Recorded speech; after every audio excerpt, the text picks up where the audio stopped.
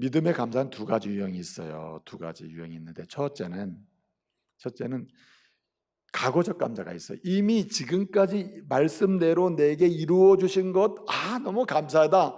참 약속의 말씀을 믿고 주신 말씀의 주님을 믿으면서 믿음으로 감사하는 게 있고요.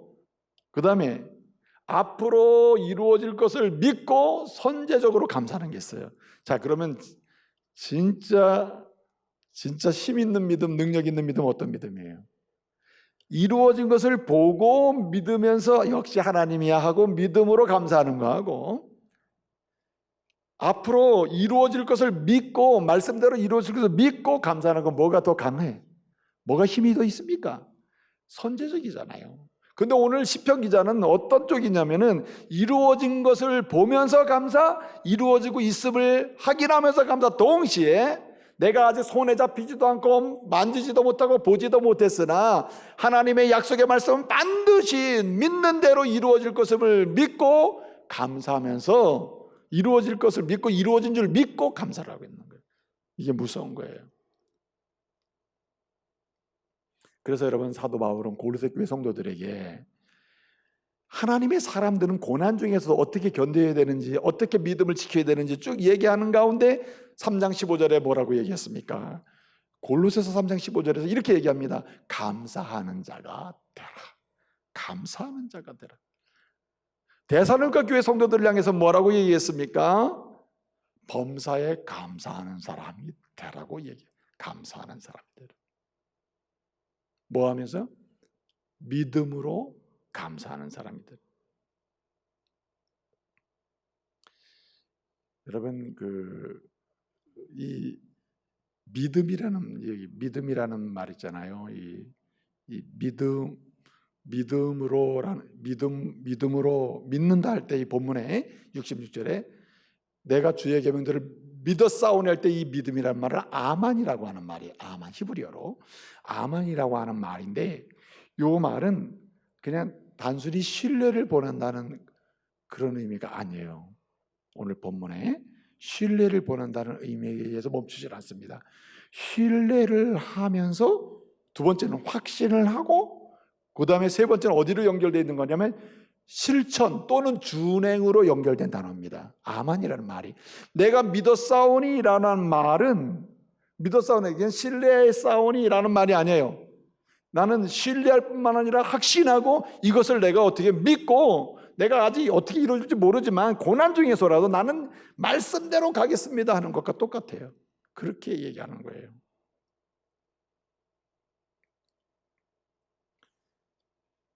여러분, 헬런 켈러 있잖아요. 헬런 켈러는 삼중고의 고난의 사람이었습니다. 그에게 고난이 닥친다는 말이 의미가 없어요. 그의 일상에서 고난의 때가, 어떤 특정한 때가 온다는 설명이 의미가 없어요. 왜 그러냐면 그의 인생 자체가 고난이에요. 듣지 못하는 고난, 말하지 못하는 고난, 못 보는 고난, 이건 더 이상 고난이 없는 거죠. 그렇잖아요? 못 보고 말하지 못하고 듣지 못하는데 일상에 어떤 특별한 상황이 고난이라고 말할 필요가 있어요? 그 자체가 고난이죠. 그 자체가 고난이란 말이에요. 그런데 이 헬런 켈러가 하는 얘기가 있어요.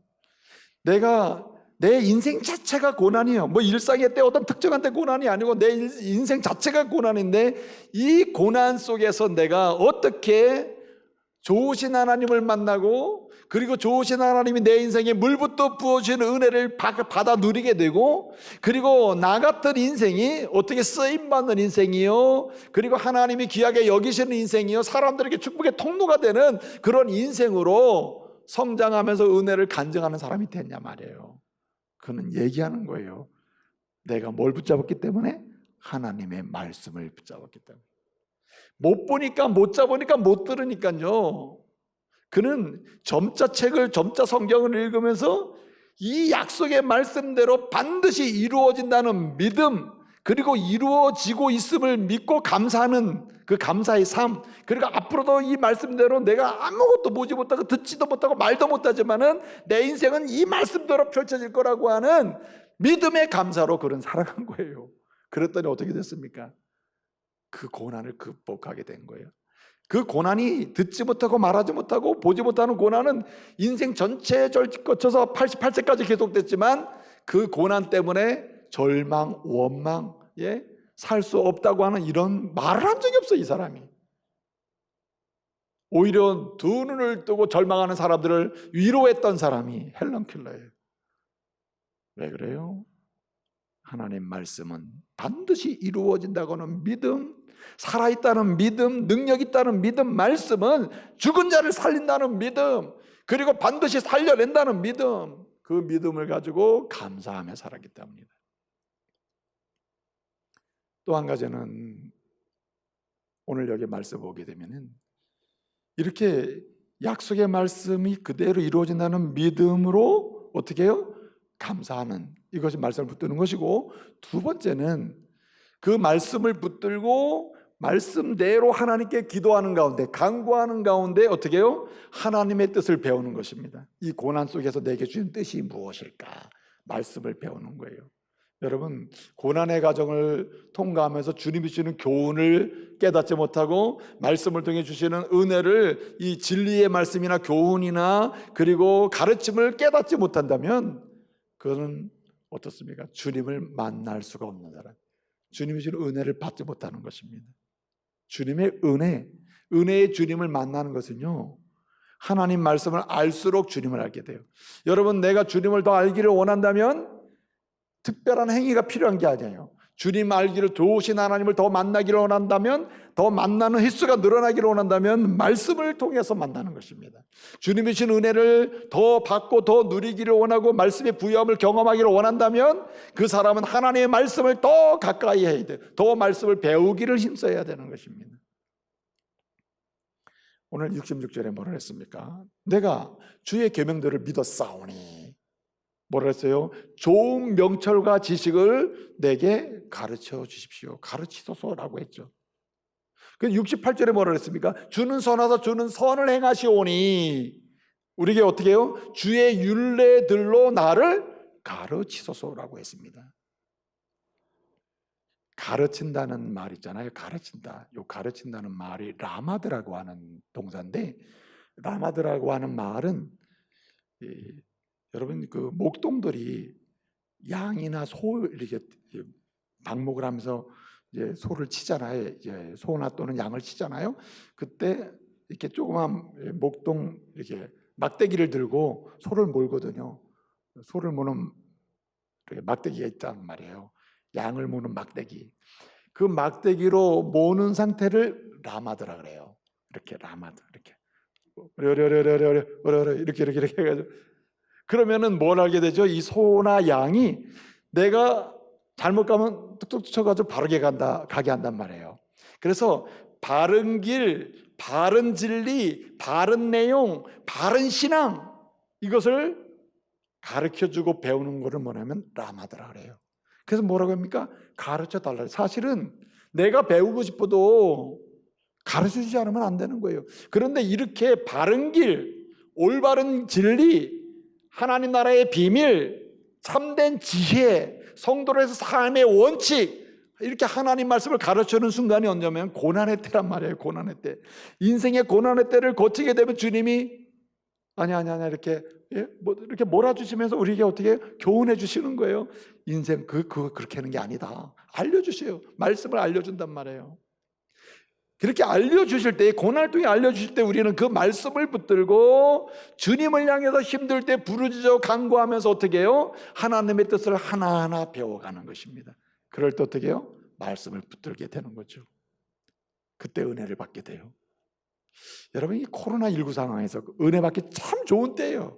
이런 때야말로 하나님 말씀을 붙들고 주님께 내 인생의 문제나 오늘의 아픔이나 오늘의 괴로움을 놓고 주님 앞에 부르짖어 기도하는 가운데 주님이 은혜의 막대기로, 여러분 시편 13편에 보면 말씀하잖아요. 주의 막대기와 막대기로 나를 안위하신다, 이렇게 돌보면서 옳은 것, 바른 길, 진리 알려준단 말이에요. 이것을 잘 차근차근 배울 때 우리는 누굴 만나게 됩니까? 야, 주님이 이런 분이구나, 주님이 이렇게 세밀하신 분이구나, 내 인생의 필요를 이렇게 공급하셨구나, 공급하실 분이 확실하구나, 이렇게 알게 된단 말이에요. 그래서 여러분 66절이나 68절 보면 가르치소서 이렇게 했는데 이 말씀은 기도예요. 기도. 예? 내가 믿었습니다. 그러므로 가르쳐 주세요. 기도하는 거예요. 이거 지금. 근데 여러분 기도하면서 뭐 하는 거예요? 가르쳐 주세요라는 말은 내가 배우겠습니다 하는 거 아니에요? 그래서 기도는 곧 배움의 시작이에요. 그래서 원래 기도는, 부르짖음은 내가 내 이야기를 하는 데서 끔치는 게 아니에요. 원래 내 이야기로 드릴 때는 쉼표를 찍어야 돼요. 기도는 내가 주님 이렇게 해주세요, 내 상황이 이렇게 고난입니다 라고 말씀드릴 때고, 말씀을 드리고 나면 마침표를 절대 찍으면 안 돼요. 거기 순표를 찍어야 돼요. 그리고 나면 누가 이야기가 시작되죠? 누구의 이야기가? 주님의 이야기가 시작돼요. 그리고 나는 배우기 시작하는 것입니다. 그래서 우리는 말씀을 붙드는 두 번째 방법은 뭐냐면은 말씀대로 구하면서 기도하면서 그 말씀의 교훈을 받아야 된다는, 자꾸 배워야 된다는 거예요. 그래서 여러분 크고 작은 문제들, 고난의 문제들 이걸 하나하나 놓고요, 기도할 때마다 주님은 내게 가르쳐 주셔요. 교훈해 주신단 말이에요. 그래서 여러분 야고보서 5장 13절에 뭐라고 말씀하십니까? 너희 중에 고난당하는 자가 있느냐? 저는 뭐 할 것이요? 기도할 것이요. 고난당하느냐? 그럼 기도해라. 그럼 뭐가 와요? 주님의 응답이 오고 가르침이 와요. 그래서 그 배움을 통해서 내가 그 다음에 또 다른 고난에 대처할 수 있는 능력도 생기고, 그 고난을 통해서 은혜를 받는 능력도 배양되게 되는 거예요. 여러분 우리가 말씀을 붙들고 고난이 올 때 말씀을 붙들고 기도하잖아요. 그러다 보면 내가 이런 약함이 있었군요, 부족함이 있었군요, 주님을 떠난 부분이 있었군요 하고 회개할 부분도 생겨요. 그래서 말씀을 붙들고 회개하며 부르짖으면 주님이 어떻게 하십니까? 긍휼히 여기시고 용서하시면서 우리에게 말씀을 가르쳐 주셔요. 주님 원하시는 대로 가게 하신단 말이에요. 이사야 55장 7절을 말씀해 보게 되면 뭐라고 얘기합니까? 악한 사람은 그 길을, 불의한 자는 그 생각을 버리고 주님께로 돌아오라. 그리하면 주님께서 너를 긍휼히 여기시고 너를 용서하시리라. 뭐 할 때? 말씀을 붙들고 기도할 때. 그러면 갈 길도 알려주시고 살 길도 알려주셔요. 다 가르쳐 준단 말이에요. 인생이 갈 길, 알 길, 알아야 될 것을 모르고 갈 길을 모르기 때문에 문제가 되는 거거든요. 근데 말씀을 붙들고 부르짖어 기도하게 되면 주님이 반드시 알아야 될 길을 알려주시고 그 다음에 갈 길을 또 가도록 해주신다는 거죠. 그래서 여러분 그 예레미야는요, 예레미야 33장 2절에서 우리 주님이 어떤 분이냐, 고난 중에서도 시험 중에서도 역경 중에서도 하나님은 그 고난과 역경을 통해서 우리에게 주님이 이루고자 하시는 일을 이루시는 분이다. 일을 이루시는 여호와, 일을 성취하시는 여호와, 그분이 여호와라 이름하는 자가 말씀하시되 뭐라고 했어요? 예레미야 33장 2절에서 이렇게 말씀하시고 33장 3절에서 뭐라 합니까? 너희는 내게 부르시라. 내가 누구냐? 고난 중에서 고난을 통하여 성취할 일을 성취하시고 이루시는 여호와라는 분이 아니냐? 그러므로 내게 부르짖으라. 내가 내게 응답하겠고 내가 알지 못하는 그거 은밀한 일, 비밀한 일을 내가 보이리라. 뭐합니까? 보인다. 가르쳐줘요. 배우게 해요. 그래서 능력 있게 살아가게 한단 말이에요. 그래서 오늘 시편 기자는 얘기하는 겁니다. 나는 끊임없이 배우겠습니다.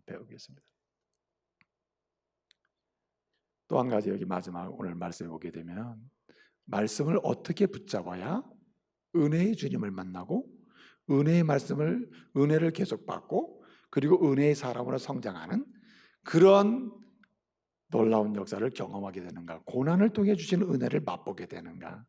말씀을 붙드는 길밖에 없는데 이 마지막 방법이 뭐냐면은 하나님이 이루실 때까지 계속 말씀을 지켜가는 것입니다. 반복적으로 지켜가는 거예요. 근데 이 말씀을 지킬 때 어떻게 지키냐면 덩어리로 크게 지키는 게 아니에요. 그냥 지키는 느낌을 가지고 지키는 게 아니고 세밀하게 지켜가는 겁니다. 하나하나 세밀하게 지켜가는 거예요. 오늘 말씀에 보면 이렇게 말씀하고 있어요. 67절에 보면 뭐라고 얘기합니까? 고난당하기 전에는 내가 그릇 행하였더니 이제는 주의 말씀을 뭐하나이다? 지키나이다. 주의 말씀을 지킨다 그랬고요. 오늘 70절을 보게 되면 69절에 보면 교만한 자들이 거짓을 지어 나를 치려하여 싸우나 나는 전심으로 주의 법도들을 어떻게 해요? 지키나이다 그랬어요. 지킨다. 주의 말씀을 지키고 주의 법도들을 지킨다고 했습니다. 아까 가르침을 받는다 할 때도 나는 배우겠습니다. 기도만 배우겠습니다. 배웁니다 할 때도 어떻게 했어요? 주의 명철과 지식을 가르치소서 했고, 두 번째 또 뭐라 했어요? 68절에서는 주의 율례들을 가르치소서 했죠. 그리고 71절에서 주의 율례들을 배웠나이다 했습니다. 복수가 됐어요. 근데 오늘 본문에 지키는 것도 두 가지로 설명을 했어요. 자, 67절에서는 뭐라 했습니까? 67절에서는 이렇게 말합니다. 이제는 주의 말씀을 지키나이다. 단수죠. 말씀 한 덩어리로 얘기했어요. 그런데 오늘 69절에서는 뭐라고 얘기합니까? 주의 법도들을, 거기 말씀 뭐라 그랬어요? 주의 법도들을 지키나이다. 들을. 무슨 말입니까? 그냥 여기 지킨다는 말이 두 가지로 쓰였거든요. 단어가 두 개예요. 67절에서는 샤마르라고 하는 단어고 오늘 69절에서는 나차르라고 하는 단어입니다. 근데 이 67절에 나오는 지킨다를 때는 단수잖아요. 주의 말씀을 지키나이다 그랬고, 여기 69절에서는 주의 법도들을 지키나이다 했어요. 좀 다르잖아요. 여기 복수잖아요. 여기 앞에 67절 지킨다, 말씀을 지킨다고 할 때는 샤마르라 그랬어요. 샤마르. 둘 다 샤마르나 나차르나 둘 다 지키는 것을 의미해요. 지킨다. 예? 지키고 실천하고 준행하고 삶으로 아예 끌고 가는 것을 의미하거든요. 그런데 첫 번째 지킨다, 말씀을 지킨다 할 때는 말씀에 대한 근본적인 태도를 보여줘요. 하나님 말씀은 어떻게 되죠? 지켜야 됩니다. 이렇게 지금 얘기한 거예요. 이 말씀을 지켜야 됩니다. 하나님 말씀 붙잡아야 되는데 지키면서 붙잡아야 돼. 붙드는 건 뭐냐? 지키는 게 붙드는 것이다. 말씀을 이게 붙드는 게 아니라 말씀을 지키는 게 붙드는 건데 어떻게 지키느냐? 이것을 69절에 다시 설명한 거예요. 나차로 주의 법도들을 지킨다. 창세기의 말씀을 읽어보니 이렇게 말씀하셨군요. 이 말씀을 내가 지키겠습니다. 출애굽께서 이렇게 말씀하셨군요. 지키겠습니다. 마태복음 이렇게 말씀하셨군요. 지키겠습니다. 하나하나를 가벼이 여기지 아니하고, 한마디로 내 마음에 드는 말씀이든 내 마음에 들지 않는 말씀이든, 어떨 때 여러분 은혜 되는 말씀이 여러분은 밑줄 치죠. 은혜가 안 되는 말씀 좀 이상하지만, 은혜가 좀 느낌이 별로 없는 말씀 밑줄 쳐요? 여러분이 빨간 글씨 언제 칩니까? 야, 이 말씀 좋은데? 그럴 때 여러분 밑줄 치는 거 아닙니까? 그리고 그 말씀은 지키려고 하죠. 근데 여러분 그렇게 하면 안 된다는 거예요. 밑줄은 칠 수 있으나 우리의 마음은 1절부터 마지막 절까지, 창세기부터 요한계시록까지 어떻게 해요? 다 지키겠습니다. 다 지키겠습니다. 그러면서 말씀을 하나하나 대할 때에 그때 고난이 우리에게서 물러가기 시작한다. 고난이 극복되기 시작하고 고난을 통해서 주시는 은혜가 눈에 보이기 시작해요. 삶에서 체험되기 시작한다는 말입니다. 그래서 여러분 여기 지킨다는 이 말씀 있잖아요. 이 말씀을 지킨다는 것은 어떤 의미도 있냐면은 내가 말씀을 생활하는 것도 있지만 말씀이 모욕당하는 시대에, 교회가 모욕당하는 시대에 내가 생명을 바쳐서 이 말씀을 뭐예요? 파수한다는 의미도 있어요. 파수한다. 그래서 여러분 구약성경에서 파수꾼, 수호자, 보호자 할 때 쓰는 단어가 나차르, 샤마르 이런 단어가 쓰입니다. 똑같은 말이 지킨다는 말로 쓰이지만은 내가 말씀을 행한다는 의미도 있지만은 내가 말씀을 보존한다는 의미도 있어요. 여러분 요즘은 세상이 교회를 비웃는 시대예요. 하나님 말씀을 비웃는 시대예요. 하나님을 비웃는 시대가 됐습니다. 이렇게 비우는 시대에 모른 척하고 사는 성도가 돼서는 안 된다는 거예요. 성도는 어떻습니까? 거룩한 분노를 통하여 하나님 말씀을 비우는 시대에 하나님 말씀만이 진리이고 하나님은 살아계신 분임을 증언하면서 내 생명을 다해서라도 나는 하나님을 지키고 교회를 지키고 진리를 지키고 내가 진리를 지키고 내가 진리를 먼저 행하는 사람이 되겠다고 하는 이런 지킴 속에서 무엇입니까? 고난이 와도 고난 속에 주님을 만나고 그렇게 고난을 지켜낼 때에 극복해 나갈 때 주님은 고난 속에서 내게 은혜를 주신다. 또 그런 가운데 내가 어떻게 해요? 신앙이 성장해요. 하나님의 사람으로 성장한다는 말입니다. 이제 말씀을 마치겠습니다. 일상에서 고난을 당할 때 오직 우리가 붙잡아야 될 것은 말씀밖에 없음을 기억하시기 바랍니다. 말씀을 붙잡을 때 누굴 만나요? 좋으신 하나님 만나요. 말씀을 붙잡을 때 좋으신 하나님이 주시는 좋은 것들을 받게 돼요. 말씀을 붙잡을 때에 내 자신이 좋은 믿음의 사람이여 일꾼으로 성장하는 은혜를 받게 돼요. 말씀을 붙잡기를 바랍니다. 요즘처럼 코로나19 상황에서는요, 정말 말씀을 붙잡아야 돼요. 말씀을 붙들고 깊이 들어가야 돼요. 아무도 터치하지 않는 조용한 시간을 가질 수 있을 때 말씀을 붙잡고 오늘의 고난을 주님께 맡겨야 됩니다. 이루어질 것을 믿고 감사하면서 말씀을 붙들고 이 말씀을 붙들고 주님께 부르짖어 간구하고 아픔을 주님께 기도하면서 우리가 주님의 뜻을 구하고 배우면서 일상에서 매일매일의 삶에서 주의 말씀을 행하고 또 하나님의 교회와 진리의 말씀 타수하면서 가고 잘 때 주님은 만나 주실 줄로 믿습니다. 주님은 우리에게 좋은 것을 주셔서 고난을 극복하게 하실 줄로 믿습니다. 이 시대에 쓰실 사람을 찾는 주님 앞에서 쓰임받는 은혜로운 사람으로 성장하게 될 줄로 믿습니다. 고난은 하나님의 심부름꾼이에요. 비처는 그런 얘기를 했어요. 성도에게 고난은 뭐냐? 하나님의 심부름꾼이다.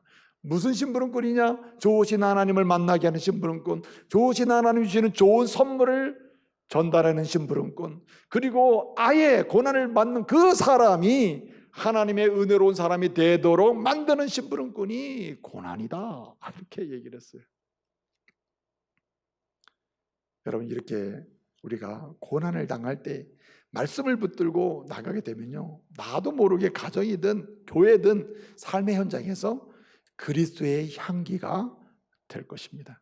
그리스도의 향기가 돼요. 여러분, 발칸 산맥이 있는데요, 한때에 향수 있죠, 향수. 이 세상에서 최고의 향수를 치던 것이 뭐냐면 발칸 산맥에서 나오는 장미향수였습니다. 장미향수. 그런데 이 장미향수를 만드는 어떻게 만드냐면은 발칸 산맥에 가면은 그 장미가 있는데 그 장미꽃을 따서 만드는 거 아니에요? 그런데 장미꽃을 언제 따느냐면은 밤 12시에서 2시 사이에 딴답니다. 이때의 장미꽃이 최고의 향기를 내뿜는데요. 그렇기 때문에 그 한밤중에 극한 어둠 속에서 그 꽃을 따서 만들어져서 최고의 향수가 나오는데 바로 그게 발칸 산맥의 장미향수라는 거예요. 한밤중, 이것은 고난의 대표적인 상징 아닙니까? 우리가 읽지는 않았는데요, 시편 119편 62절을 보면은 이런 말씀이 있습니다. 밤중에, 한밤중에 내가 일어나서 주님께 감사하고 주님께 기도하고 주님의 말씀을 배우고 주님의 말씀대로 힘써 지키겠습니다 하는 표현이 나와요. 한밤중에. 한밤중의 의미가 뭐예요? 고난이라.